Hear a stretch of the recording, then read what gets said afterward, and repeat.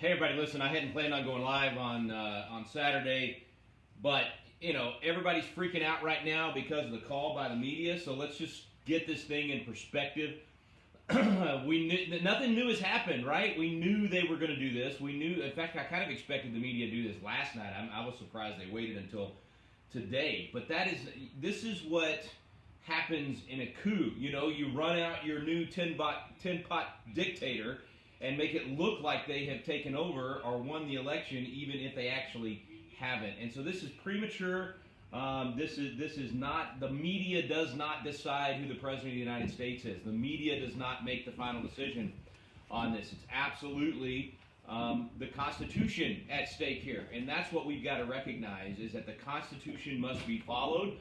And if we follow the Constitution and we do this the right way, and Joe Biden has declared the victor at the end, so be it. And our people will obviously not be marching. Something's off on my audio, like it's not working. It sounds like the mic's not picking it up. It sounds like the iPad. Okay, hang on, guys. Let me check my audio here, and we'll.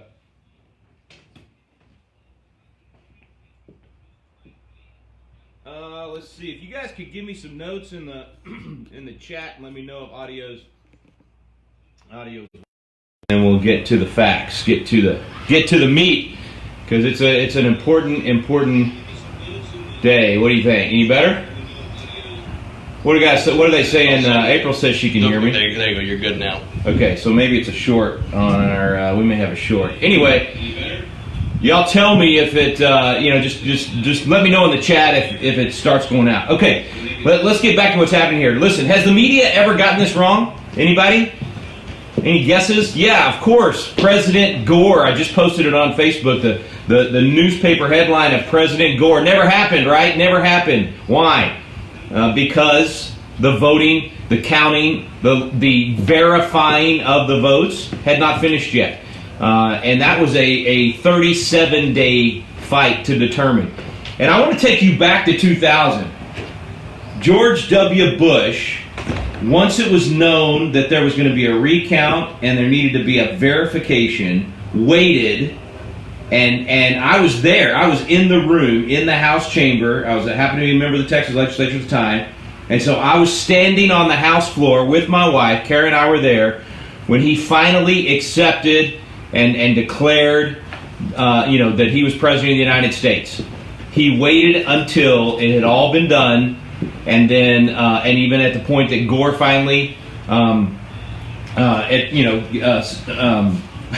the word I'm looking for? When you finally say I concede. When Gore finally conceded, that's when George Bush had his press conference there in the Texas House at the Texas Capitol, and of course that's not what's happening here. They're going to march him out and act like he's president, and they're going to act like he's president today. I mean, there are enough idiots in this country that think that he's taking over today and don't even know that the swearing in is not going to happen until January 20th, whoever gets declared, and that the Electoral College, the people that are actually choosing the president, hasn't even happened yet. So there's no question that there is, it's out again?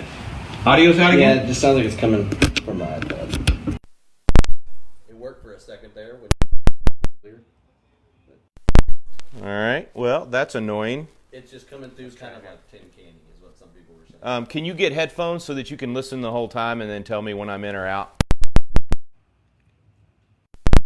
Keep talking. Okay. Yeah, you keep going. Yeah. You can work out. Okay. Anyway, listen. Here's what's got to be recognized. Nothing new has happened. Okay, just because the media is calling this for Joe Biden, we're still fighting. The lawsuits. Nothing's changed. And I want everybody to remember, this is not about Donald Trump anymore. I mean, I realize it's about who's going to be in the White House. This is about the rule of law. This is about the Constitution. That's what we're fighting for at this point. And if we just say, yeah, it's too close, or, oh, if we lose Arizona, it's not possible, or whatever reason people might use to dismiss this, and then we let them break the law. They have broken the law. The Pennsylvania Secretary of State broke the law. Those election officials broke the law in Detroit and in Philadelphia. They broke the law. And if we let that slide like we have let it slide all year long with COVID and with the riots, and we let people continue to ignore the rule of law and the Constitution, friends, forget it. At that point, we will lose the nation.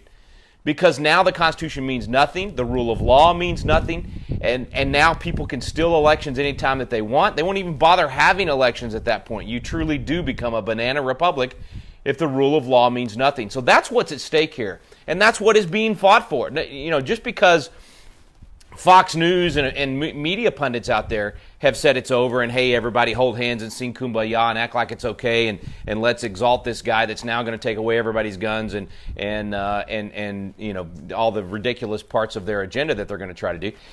That we're not there yet, okay? So just make sure you realize, go back and watch yesterday's Facebook Live. I'm not going to repeat everything that we talked about yesterday. There are very legitimate constitutional procedures that have to be followed here in order for us to know that the rule of law is being followed. There's a reason that the Supreme Court issued an order late yesterday requiring those Pennsylvania ballots to be separated. Those Pennsylvania ballots being received after Election Day are illegal. That does not follow Pennsylvania law. And just because the governor and the Secretary of State claim that it follows Pennsylvania law does not mean that's the case.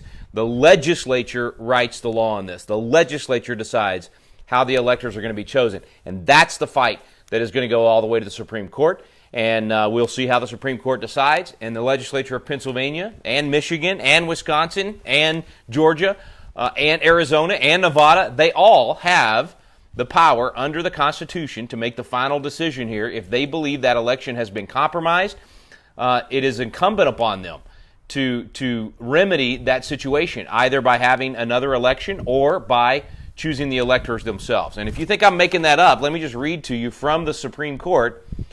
This is the Supreme Court decision in Bush v. Gore.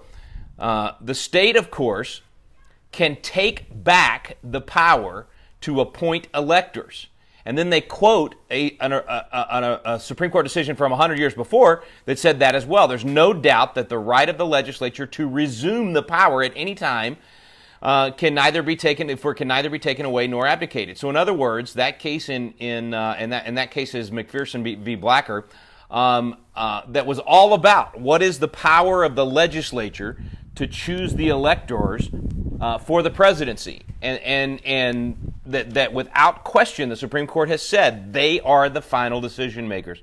And of course we are not advocating that a legislature overrule the popular vote in their state. Nobody's advocating for that. That's not what we're suggesting here at all.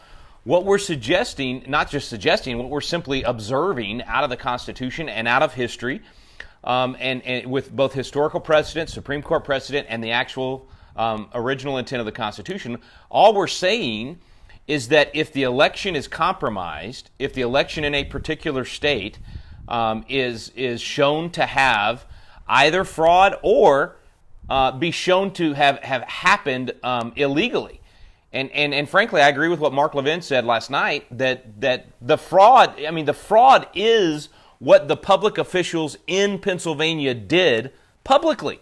They fraudulently changed the law without the authority to do so. It was the state legislature that was to set those rules. Same thing in Texas, by the way. So listen, this is far from over. Please, everybody, stop crying in your beer. Stop giving up on this thing. And when I say this is far from over, I mean the fight for the Constitution and for the rule of law. I think the election itself is far from over. I don't think we're going to actually know who won the election for several more weeks. If it wasn't so close in these states, it'd be different. But there is no question that there has been a monkeying of the system, that there has been an outright attempt to steal the election and skew the election towards one side. And I don't want to reiterate all of those examples. Those are all coming out, and we're seeing those in the coming weeks. But we know of, I will say, look, if you think this stuff doesn't happen, all you got to do is go to Heritage Foundation's website, look at the work that Hans von Spakovsky has done. We've had him on our radio program. Look at the work that others have done there on election integrity and election fraud. Over 1,100 cases where people have been brought to justice for for cheating in elections. It happened in Texas this year, and people are being prosecuted for this at the local election level. What was that one, Trey, that you shared with me? Guy voted 65 times or something like that? And it was someone who was collecting at a state-supported living center, I think. She was getting people to sign and do. I mean, it happens. Now, listen, you may say, 65 votes or 100 votes, that doesn't make a difference. But when you multiply that by thousands of people that are doing that, and then it does make a difference. And it could be the difference in some of these elections. But that's not where I think this has to be decided. This has to be decided. Those things need to be pursued. The military ballots that have been found in dumpsters. I mean, those things have to be pursued. They have to be pursued even if they don't change the outcome of the election. They have to be pursued in order to preserve the integrity of our election system. If people know that we will not see this through and that we will not challenge the cheating when it happens, then it's going to foster more cheating. Look at what happened this year, okay? When Governor Gavin Newsom first issued an unconstitutional, unprecedented COVID crackdown order in March, and everybody said, okay, whatever he says, we'll do it. Then the next governor did it, and the next governor did it, and the next governor did it, all the way to the point to Republican governors doing it. And because we did not stop these unconstitutional COVID crackdown orders, because the court did not do their job whenever we went to them and said this violates the law, and everybody was afraid of COVID, then more governors did it, and more local officials did it. And the lawlessness, the dictatorships just continued. What's the old saying, right? The only thing that for evil to triumph, only thing it takes for evil to triumph is for good men to do nothing. And so because we didn't stop it, it kept going. What happened when the lawlessness happened in our streets? When the mayor of Minneapolis gave up the police station in Minneapolis and said, let them have it, let it burn, let them get it out of their system.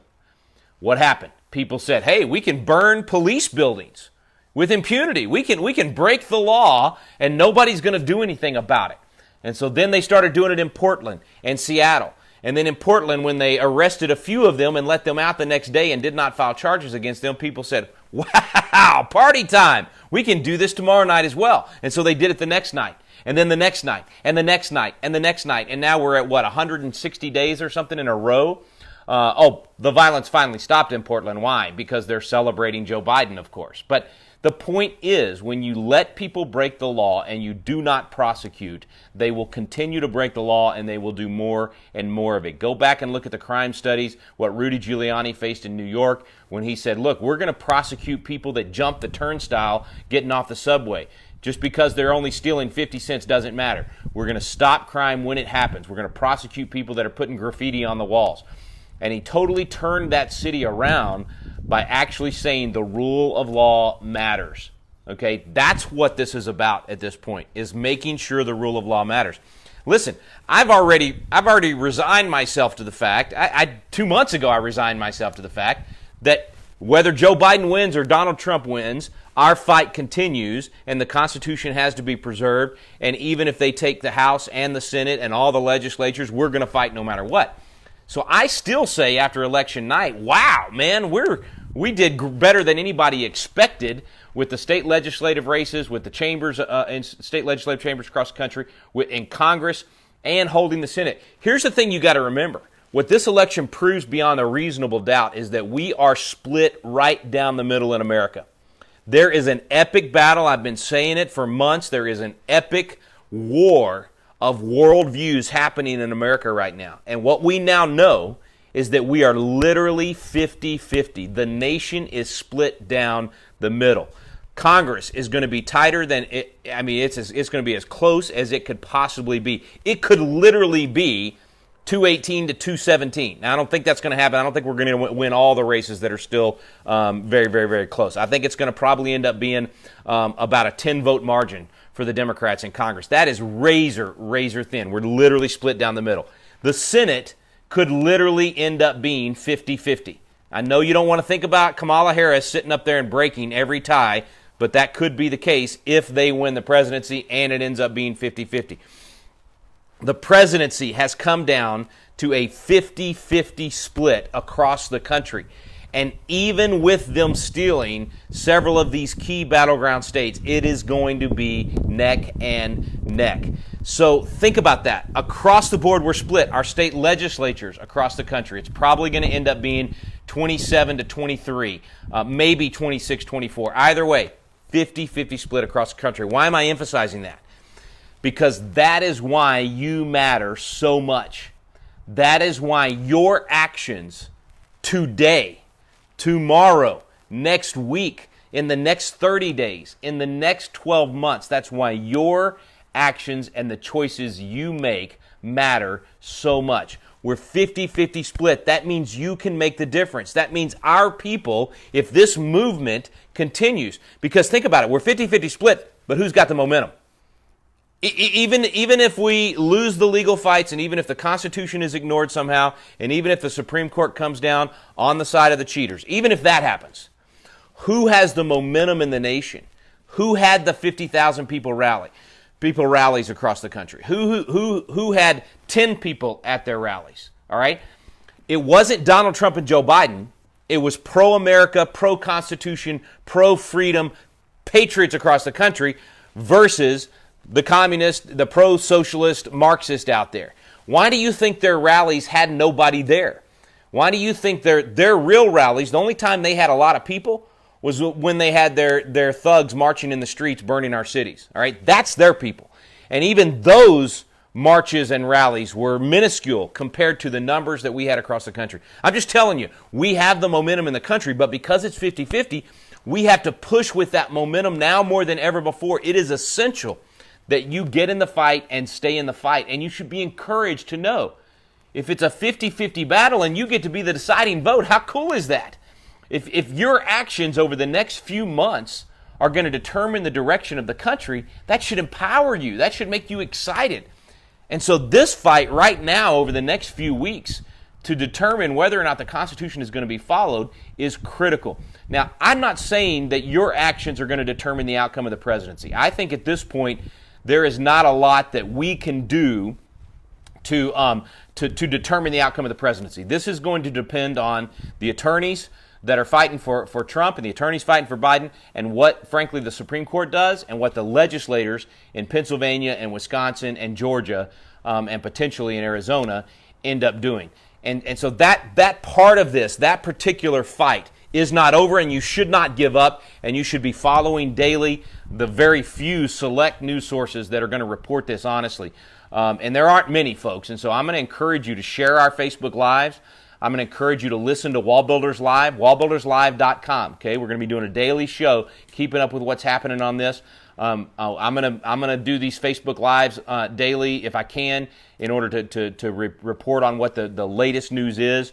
And the reason I came on this afternoon is simply to say the media calling it for Joe Biden is nothing. That is not news. That doesn't change anything from where we were last night, or frankly where we're going to be tomorrow.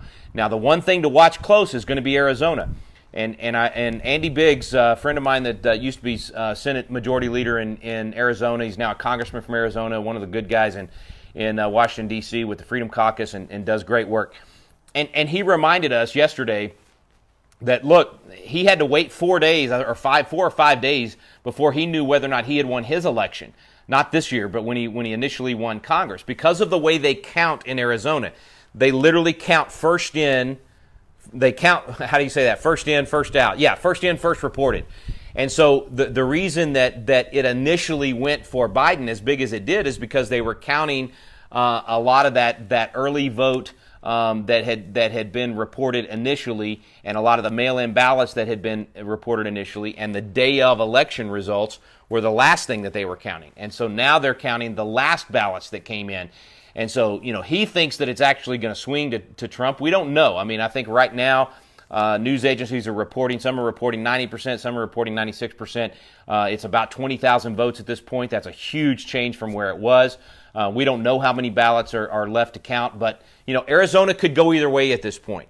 If Arizona goes to President Trump, then that makes the Pennsylvania and Wisconsin and Georgia results obviously all the more important. If it goes to Biden, it makes it harder. If we actually lose Georgia, even if we win Pennsylvania, then then it doesn't change. And so, I don't know what's going to happen at this point in terms of the actual legal vote, not the press, if you don't think that there's a false narrative out there, where have you been during COVID? All right.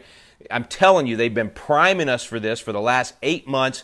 They have had a one-sided message throughout COVID for the last 8 months, and they have censored and silenced anybody with an opposing view. That's what's going to happen right now. They are only going to show you. Facebook is already saying, Joe Biden is president. Don't listen to any of these other sources out there. They've already throttled my Facebook page. That's why it's so important for you to share this stream and share every post that I post. And you can't wait for it to come up in your feed because they're not allowing my posts to get into your feed, or into very few. So we got 65, 61,000, whatever it is, that follow the Facebook page, but they're only going to allow a handful of people to get it because they're silencing any other voice out there. So I need you to actually go to the Facebook page and share every post that we share. Same thing on Twitter and same thing on Parler. So let me reiterate, it comes down absolutely to the rule of law and the Constitution. Please hear me on this, and please repeat this. This is not about Donald Trump anymore. This is not about defiance. We're not defiantly saying we will never give up no matter what. That's not what we're saying. We're saying that we will not stop until the election has actually been counted. That we will absolutely pursue the constitutional means at our fingertips to guarantee an accurate and fair election. And when we have determined that has happened, if we lose, we lose. We did not riot in the streets in 2008 when Barack Obama won. We did not riot in the streets in 2012 when Barack Obama won re-election. We don't do that, right? That's not who we are. And we did not call him an illegitimate president, and we're not going to allow him to be president. Not at all, all right? Once we know that accurate votes, an accurate count of legal votes has happened, and that at that point someone has been decided, then we move on to the next fight. And even while that's happening, and that's why I say I don't think there's a lot you and I can do to influence that outcome at this point. That train is on its way. Those legal battles are there. In fact, let me just read to you real quick. This is the release from, just in case you're not getting this in any of your feeds. By the way, I wish if you didn't see on my Facebook page, I showed the fake newspaper headline of President Al Gore. And the fake newspaper headline, when I say fake, it was actually printed, but of Truman holding up, Dewey defeats Truman. The press has gotten this wrong before, and I think we're looking at that at this point. Let me just read to you real quick. This is what President Trump said this morning. We all know Joe Biden is rushing to falsely pose as the winner, and why his media allies are trying so hard to help him. They don't want the truth to be exposed. The simple fact is this election is far from over. Joe Biden has not been certified as the winner of any of these states. Let's not forget how this process works, okay? These election returns, where there's a recount, the recount has to happen, and even where there's not a recount, there has to be a certification. That hasn't happened yet. Joe Biden has not been certified as the winner of any states, let alone any of the highly contested states, headed for mandatory recounts. In some of these states, it's mandatory when it's this close that you have a recount. Or states where our campaign has valid and legitimate legal challenges that could determine the ultimate victor. In Pennsylvania, for example, our legal observers were not permitted meaningful access to watch the counting process. Legal votes decide who is president, not the news media. He goes on to say they are going to see this through. They're going to see this through to the legal end. I fully expect that if the legal challenges are mounted and the transparency finally happens, we actually look at which votes were legal and which weren't. If it turns out that Joe Biden had the most votes in enough of the states that he wins, these people that say Donald Trump will not be willing to concede the election, that is false. That's absolute fake news. Once the legal means are exhausted, if he still doesn't come out ahead, he will hand over the presidency on January 20th. That will happen, all right? But that has not been decided yet, and we will see this through the legal means, okay? So absolutely don't forget what we pointed out yesterday in terms of what the legislators can do, what the Supreme Court, I think, will do at this point. I think you got to remember that the Pennsylvania decision was made without Amy Coney Barrett. It was a 4-4 tie, and it was John Roberts basically saying, I don't want to get involved yet. Let's wait and see what happens. While the other 4 justices said, there's a problem here. They are overruling the legislature. Pennsylvania election operatives are breaking the law, and we need to step in. But because it was 4-4, they had to let the Pennsylvania State Supreme Court decision stand, which literally rewrote the statutes, which is not within their purview or within their power to do. So that's what's at stake. That's the battle that's going to be fought in Pennsylvania. Now, when it comes back to the Pennsylvania Supreme Court, to the U.S. Supreme Court, I believe you're going to see a 5-4 decision in favor of the law. That's what it's not going to be in favor of Trump. It's going to be in favor of, wait a minute, they're deciding whether or not the Pennsylvania legislature actually has the authority, or if the governor and the Secretary of State has the authority. That's what's going to be questioned at the U.S. Supreme Court. Friends, that is not a tough question. That's right there in the statutes, in the law, and in the Constitution. And so if we punt on that and say that stuff doesn't matter anymore, then my goodness, we really do have a civil war on our hands. I'm praying it doesn't go there. I'm praying that they follow the law and they follow the Constitution. That's what's at stake. That's what we're waiting to see happen. I'm saying the exact same thing that I said yesterday. So nothing's changed. I guess I'm just trying to infuse a little backbone and courage in all of you and say, don't give up on the rule of law. Don't give up on the Constitution just because Bret Baier or Fox News or any other news outlet says we are declaring Joe Biden president. They don't get to declare Joe Biden the president. All right, the Constitution decides who's going to be president, and it gives that authority and that power to the Electoral College, chosen by a process dictated by the state legislatures. Specifically says that in the Constitution, and the Supreme Court has even said before. So we'll see what happens. There may yet be a redo election in Pennsylvania and Wisconsin and Georgia. There may yet be a 2 slates of electors because the state legislatures decide that the election is too tainted. There was too much cheating, too many questions, too much breaking of the law. Nobody denies that the law was broken. The law was absolutely broken here. The question is, was it enough, and was it to an extent enough that we're going to have still have 2 slate of electors or intervention on behalf of the legislature? So we'll see. That part hasn't changed. It's exactly what I said yesterday. So don't give up and don't change your mind on that.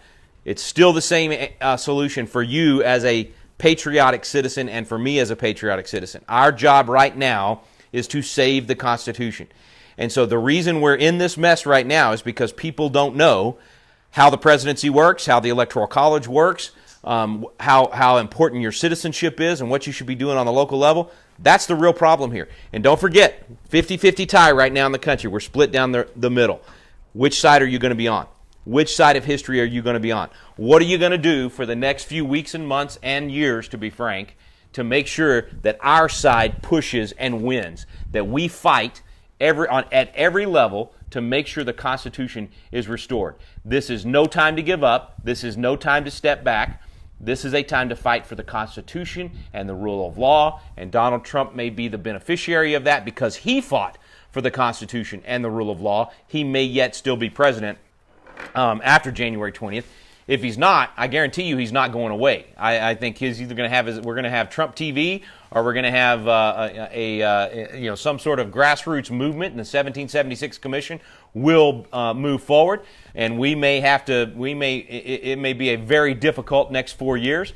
But I believe we're going to have an incredible election in 2022 and in 2024. This one is not over yet, but we need to be already starting to think, what am I going to do to win my friends and family over? What am I going to do to educate the people in my church and in my home and in my community? We have to fight on every front. And so let me close with the words of one of the greatest leaders in American history. I think it's vital that we do that. Can I have that? I would have used this throughout the Facebook Live, but some of my homeschool friends might unfriend me. All right, listen. Here's what Winston Churchill said. I'm just going to read it to you. Even though large tracts of Europe and many old and famous states have fallen or may fall into the grip of the Gestapo and the odious apparatus of Nazi rule, we shall not flag or fail. We shall go on to the end. We shall fight in France. We shall fight on the seas and oceans. We shall fight with growing confidence and growing strength in the air. We shall defend our island, whatever the cost may be. We shall fight on the beaches. We shall fight on the landing grounds. We shall fight in the fields and in the streets. We shall fight in the hills. We shall never surrender. Now, how does that fit us today? We have to fight on every front in America today. The Marxist communists are no different than the people that Churchill was fighting back then. These Marxists in our streets that have been creating violence with impunity, these Marxists that hold the DA offices and the Secretary of State offices that have sold out to George Soros and others and been willing to put these people back on the streets and not file charges against them, it's the exact same fight. And so we have to fight in every election at the local level. So let me just say the Churchill speech in my own way for today. We will fight them at the school boards. We will fight them in the city councils. We will fight them in every state legislative race and in every state legislative proposal and legislative fight. We will fight them in Congress. We will fight them in the presidency. We're going to fight them at the electoral college level. We're going to fight at every level. And here's where you come in. You have to fight at your beachhead. You have to fight at the landing grounds that God has placed you next to. It's no different than Nehemiah. What did we learn in Nehemiah? That you win that battle. You actually rebuild the walls by rebuilding the wall next to your house. You don't worry about what so-and-so is doing over in Pennsylvania or in Wisconsin if that's not where you live right now. Pray for them, encourage them. But you fight right where you are. And that means starting a Constitution class in your home within the next 7 days. That's my challenge to you. I'm throwing down the gauntlet. If you are not hosting a Constitution class right now, you don't really care about saving the Electoral College, saving the presidency, saving how our system works. That's where the real work has to be done. It begins with us. It doesn't begin with whether or not George Soros continues to throw money at this thing. It doesn't begin with whether or not conservative billionaires start putting their money where their values are. They need to do that, and we're going to be calling on them to do that. But it begins with you. It begins with me. We have to do the hard work. So I am begging you, get in the fight. Fight on the beaches. Fight on the land. Fight in the air. And for you, that beach, that land, that air is in your living room, starting a Constitution class within the next week so that people understand how this system's supposed to work and what their role is as a patriotic citizen. Starting a Constitution class called Biblical Citizenship in Modern America. Starting one of those in your church within the next 2 months. First week of January start, that's fine. Or if you want to start it next week, that's fine. But you've got it, that's the on the ground, in the air, and then maybe joining us online. We do a Constitution class every Monday night. We've got a live class going right now that 11,000 people signed up for before the election. We've still got 2 weeks left, and you can join us in that, constitutioncoach.com, if you want to be a part of it. But I'm telling you, this is not over. The presidential election is not over, and the fight for our country is not over. That's the important part. The fight for the heart and soul of America is not over. It's a 50-50 split in America, and you can be the deciding vote. You are the vice president. The Senate is split 50-50, and you're going to cast the deciding vote on what America looks like for our children and our grandchildren. So get in the fight. Realize that because of that 50-50 split, that should be an encouragement. That means we can push this whole thing the right direction. Don't let the Marxists take heart from this election. Don't let them be the ones to say, those conservatives, those Christians, they're going to go home, they're wimps, they'll roll over. Look at what they've done in COVID. They've closed their churches. They're wimps. These are people that think that the Bible is all about Jesus sitting around petting lambs, as my friend Cliff Graham would say. That is not what the Bible was about. This is a time to be turning over tables. This is a time for us to be saying, hey, we're going to get in the fight, and I don't mean actual violence. You guys know what I mean by that. What I mean by that is saying to your local church, if you're not going to get in the fight and speak truth, if you're not going to teach biblical principles of how I should operate as a citizen, if you're not going to teach biblical citizenship in our country, I'm going to another church. That's what I mean by turning over the tables. That you say to your pastor, we cannot sit on the sideline. This is no time for Christians to think that they have no role to play. Charles Finney said the church must take right ground in regard to politics. Politics are part of a country. Politics are part of a religion in a country such as this. And we must do our duty to our country as a part of our duty to God. That's what this system is. And if your pastor doesn't get that and they're not willing to listen to that, go find another church or start your own church right there in your home. It is time for the church to step up. And if the fact that we've elected potentially that a president has been elected in America that it's totally fine with abortion on demand, killing babies, not only up till birth, but even after birth. Someone that is willing to say that it is a moral imperative for parents to be able to transgender their 8-year-olds. If that's where we are, and your president or your pastor does not see that and realize that it is time now for the church to step up, I'm just telling you, you need to find another pastor. I'm hoping your pastor will wake up. I'm hoping your pastor will say, yes, wait a minute, you have materials for how to do this? Have you got materials that are nonpartisan? It's not about Republican or Democrat, but they're about the principles of liberty. You've got materials that will teach a biblical worldview of how our neighborhoods and our communities and our society should be formed. Well, heck yeah, I want that in my church. Yeah, will you lead that? Will you teach that class in my church? I'm telling you, there's well, maybe not hundreds, there are tens of thousands of churches out there that will do that if you will step up and be the leader and be the one to bring that course to your church. We will provide you with those materials, all right? And we'll provide them for free. You understand what I'm saying here? We will provide them for free. It's that important. Donors out there, we need your help to be able to do that. We've had some donors that have made it possible for us to start that process. We're going to need donors that will do that so that we can get it into tens of thousands of churches. So be ready for that. Okay, wow, man, I don't know. I know you said I should take questions. Let's do it. Did you find some?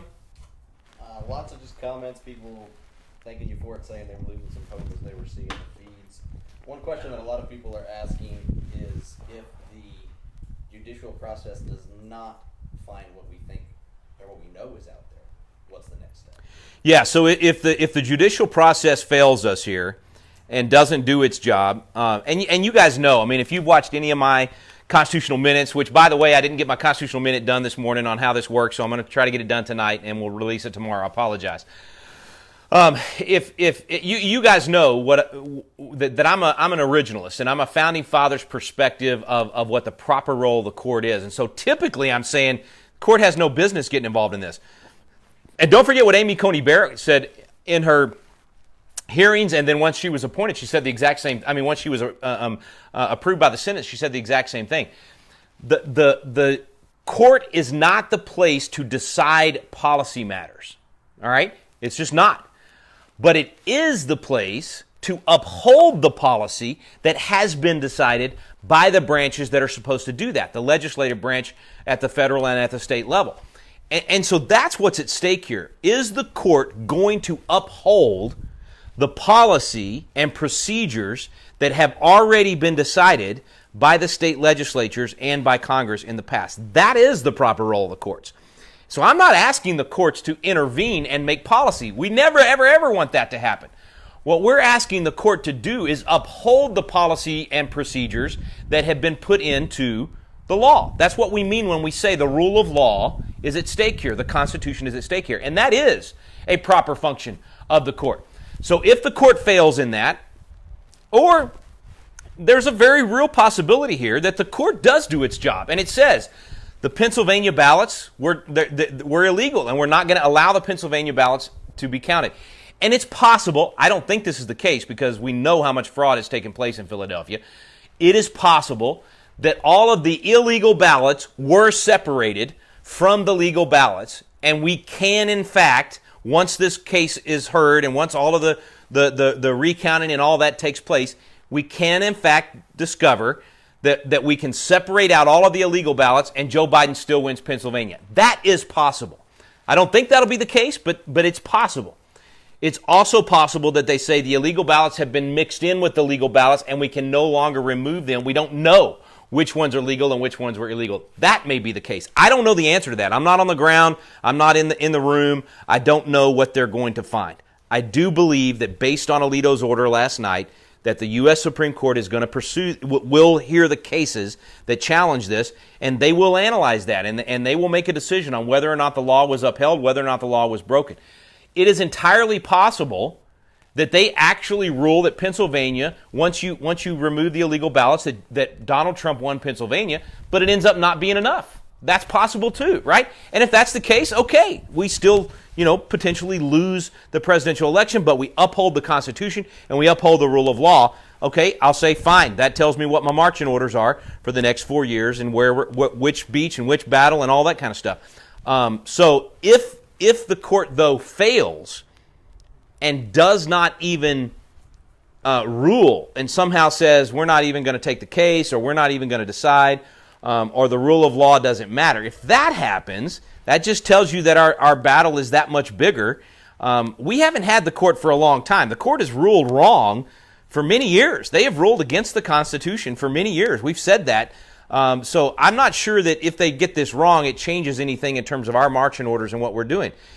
Everything still comes back to civic ignorance and biblical ignorance.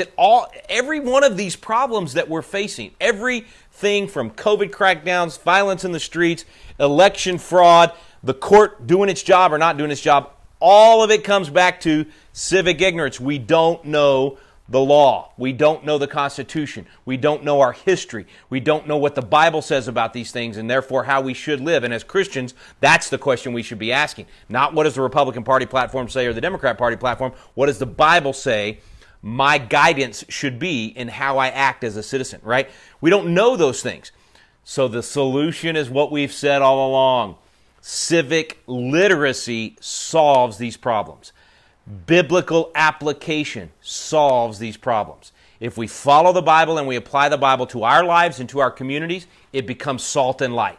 And by becoming salt, it actually preserves our culture. And it brings out the flavor. It brings out the best parts of our culture. And it brings us back to that place of liberty and prosperity and all those things. That's what happens. When we're light, it's a disinfectant, right? It's the best disinfectant. And when we're light, it dispels the darkness. It brings peace and prosperity to a culture and a society. So if we'll apply biblical principles, we can restore our nation. If we'll teach civic literacy, if we'll teach civics and solve this civic ignorance, ignorance is curable. If we'll do that, then we'll get the courts back into their proper place. We'll get the legislature back into its proper place. We'll get the federal government back into its proper place and state governments back in their proper place. And that gets done by citizens living out their freedom. And one of the most important things we'll do over the next 4 years is a convention of states. That is the place where we are actually able to put the court back in its proper place, put the feds back in their place, and the state government. That's the tool that the Founding Fathers gave us over 200 years ago. It's the solution to a lot of our problems. But even that requires civic literacy. So we're right back where we started. We have to teach truth. You have to teach truth. You have to learn it, then you have to speak it, you have to share it, you got to teach it. That means right now the battle is going to be in social media. You've got to share. You got to join me on Parler.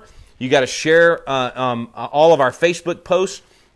You got to make sure that you're helping to get the word out, that you're a Paul Revere of the day in your community. That's absolutely essential, regardless of how the court decides this thing. What else? A couple people have been asking, and you kind of touched on it there, but go into a little bit more detail. Give me that lighter. On Twitter and Facebook censoring a lot of the stuff that's been going on right now. So go to specific action steps on sharing, calling, emailing. Which pages do they need to be looking at? All that good stuff. Yeah. Okay. So where to go on social media and what to do about the censorship that is taking place. You know, look, eventually we've got to have other outlets. So maybe Parler, eventually enough people will move from Twitter to Parler, and millions are doing that. So there's a possibility that eventually we get over there and actually have freedom. But that's going to take time because people are unless you've been censored, it's one of those things where unless it impacts your backyard, unless it impacts your pocketbook and your realm of influence, sometimes people aren't moved to motivation to be able to do it. So, but I would challenge you, get on Parler instead of, or in addition to at least, Twitter. Facebook, look, I don't know when an alternative is going to be big enough for that to change. I did see Candace Owens is suing Facebook for, they did to her exactly what they're doing to me right now, where they're saying, you shared false information, which the two Facebook posts that they're saying that I shared that are false, they're absolutely true. One of them is a doctor in an interview with Tony Robbins. I mean, it's Tony Robbins and a doctor, and they're having an interview about COVID and how his patients are doing and what treatments are working. And I shared that post, and they're telling me I'm sharing fake news. It's just that, but that is censorship. That is the Orwellian effort to control people by only giving them one viewpoint and not allowing us to see different viewpoints and make a decision on what truth is. So on the social media side, you're going to have to be someone that on a daily basis you go in and you share every post that I put out. You share everything David Barton puts out. You share everything that Candace Owens and Jack Hibbs and Rob McCoy and a lot of these good folks, you share everything that they post. You've got to be the one that retweets that and reposts that on Facebook so that we can try to get around these censorship chiefs, these third-party fact checkers that are out there. Somebody asked, for me to give you hope in the presidential election. I'm just telling you, it's not over. That's the hope I can tell you. It is not over yet. They have not done the constitutional duty that is necessary to actually declare a president yet. These news outlets declaring the president does not end the race. Okay, it is not over. I can't give you hope that I know Donald Trump's going to win because we don't know. Because even if the Pennsylvania votes are only the legal votes are counted, and even if we win there, what happens if we don't end up winning in Georgia, Arizona, and Nevada? If we lose all three of those, even if we win Pennsylvania, then Joe Biden's going to squeak this thing out by 2 electoral votes or a handful of electoral votes.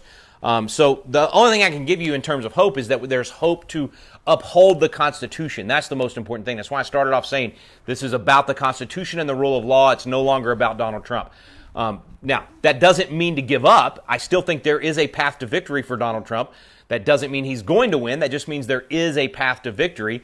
And that path to victory is found in the rule of law and in the Constitution and in the legislatures in Pennsylvania and Wisconsin and Georgia doing their job and in the Supreme Court doing their job. But that's going to be weeks, all right? So you're just going to have to watch on a daily basis. I'll update you as quick as I can as things develop. But the only hope I can give you is that we, the people, are still in control of our electoral system, and that we have to uphold the rule of law and we have to seek changes in how this thing has been done to make sure that that the other side, and when I say the other side, I mean those willing to cheat, that we do not give them hope that cheating works and that they can continue to do that in elections and therefore determine the outcome. I do want to tell you real quick, look, I had a recount in 1998. I have been in those counting rooms where everybody's looking at every ballot. And when a close election is done correctly, constitutionally and under the rule of law, both sides will walk away peacefully and say, okay, we agree on who won, and we are now willing to move on to the next battle.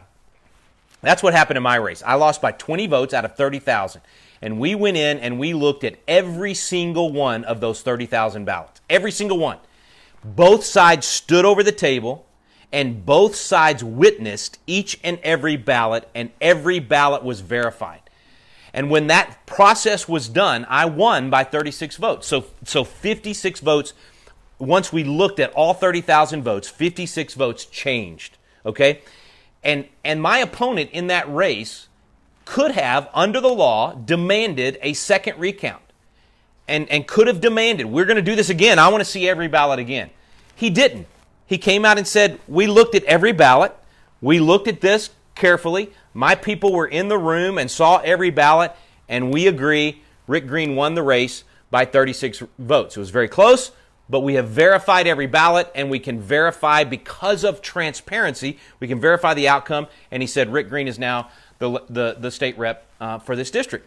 And went on, and that was the end of the race. And nobody questioned the legitimacy of my being a state rep. Nobody said that we stole it. Nobody said, none of that happened because there was transparency. The law was very clear on what counted and what didn't count, and we upheld the rule of law. Friends, that's what everybody wants in this case that really cares about America and cares about the future of America.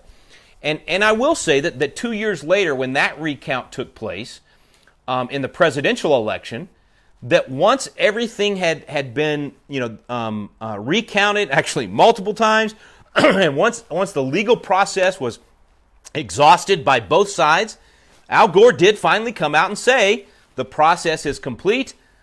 George Bush is the new president of the United States, and there was a calming effect on the entire nation.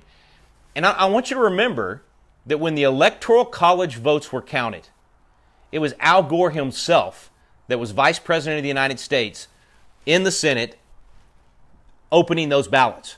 and actually verifying this is the legal outcome of this election. And some of the more radical Democrats still wanted to object and tried to object, and he said, no, this thing is over. This is the legal outcome of our election, and therefore George W. Bush is going to be president. I believe that will happen in this case if everybody will just calm down and everybody will allow the process to play out. And here's my prediction. Joe Biden is going to act like president for the next 30 days, no matter how many legal battles are taking place. The media is going to act like he's president. They're going to act like there are no legal battles taking place. They're not going to report on the legal battles. They're going to pretend that none of that stuff is actually happening and taking place. And meanwhile, we're going to be over there working, and we're going to be doing our job. And when I say we, all the attorneys that are fighting these battles, and the Supreme Court is hopefully going to do its job. The legislators in those states are going to do their job, and that's going to take place over the next 30 days. And at the end of that process, if those things end up swinging the election to Donald Trump, then Joe Biden will fight it. But ultimately, at the end of the day, if that process is seen through, he will do exactly what Al Gore did, and he will say, you know, we thought we had it, but this is the process, and now Donald Trump has won. And at the end of the day, he will acquiesce and say Donald Trump is president. Or Donald Trump will be the one to say, at the end of the day, the lawful constitutional process has happened, and Joe Biden is president. If there's transparency, and if the recounts and the audits take place, that's how it will come out. Now, the worst case scenario is that somehow the transparency doesn't take place, and somehow they just continue this banana republic game plan and strategy of just trying to force this on the American people and pretend that there aren't actual irregularities and legal challenges taking place. And the more they do that, the more conflict there's going to be. So, I hope that everybody can follow the law, follow the Constitution. We're going to force it to happen. I believe Donald Trump will force it to happen, and we'll know the outcome, I think, within 30 days. It's probably going to be, early December before we know the actual legal constitutional outcome of this thing. So do not lose heart during that time. During that time, like I said, you cannot influence that part of the process. I don't know of a way that you can. Maybe somebody's going to come up with some action items that we can take, but I just don't. I mean, the most you can do is call those legislators in those states and encourage them to have a strong backbone and see this through and do their duty, and that will help a little bit. But that's a few phone calls. After that, the real work that you can do right now is to prepare for the coming 4 years, regardless of whether that's Donald Trump or Joe Biden as president. Your job, my job is to be good citizens. So that means be good parents, right? That means be good employers and good employees. Let's go do live out our freedom. Let's put this COVID thing to bed and start living our lives and start going out there and being good, free citizens, hosting Constitution classes in your home, hosting biblical citizenship classes at your church, doing online classes, finding students you can sponsor to Patriot Academy, looking for good causes to get involved in. At the end of the day, you need to make a commitment right now that you will invest no less than 2 hours a week into freedom. That may be hosting a Constitution class, attending a class, whatever. You're going to invest 2 hours a week. I'm going to set aside 2 hours a week. That's going to be my part of my life being invested into the future of our nation. That you will invest no less than 1% of your income, and I'm challenging people to give as much as 5%. If you can do that, if your budget works for that and you're willing to give up some luxury or something in your life, but you're going to invest no less than 1 and maybe as much as 5. Some people can afford to start giving big time in freedom. And that means investing in the causes out there, good candidates out there, investing in Patriot Academy, investing in school board and city council elections for this next cycle.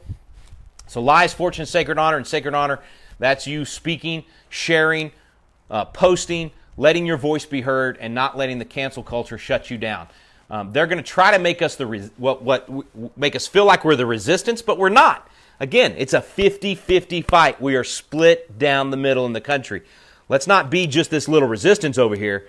Let's be the overwhelming force that comes alive right now and pushes patriotism and the Constitution and biblical perspective and biblical values, pushes it over the top, that makes it the majority in this country.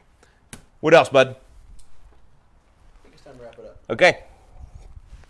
All right, guys, I wasn't going to do this afternoon, but I saw a bunch of you folks posting and saying it's over, and just because Brett Baer says it's over, and that's not the case. All right, let's remember, the Constitution is at stake here. This is about the Constitution and the rule of law. It's not about Donald Trump. It's about the Constitution and the rule of law, and we're going to see those things through. No matter what turns out on the presidential election, we're going to make sure it's done constitutionally, that it's done in transparency, that it's done lawfully. All right? God bless you guys. We'll see you tomorrow night at 7:30 right here on the front porch. And this time, we'll have some other folks with us. I'm going to get some of the family to join me. We'll get a little music in as well. We'll give an update on what's happened in the next 24 hours. And we'll talk about things that we can all do as Churchill said, to fight on the beaches, fight in the air, fight everywhere, right? There's too much at stake. Let's all do our part. And let's tell them, hey, you want my freedom? You got to come and take it. By the way, how you like that new hat right there? That's another Defender Gear hat. Check out that logo right there, defender-gear.com. Use the coupon code PATRIOT1776, get 10% off. You need one that looks that cool, and we appreciate it. Anyway, God bless you guys. We'll see ya.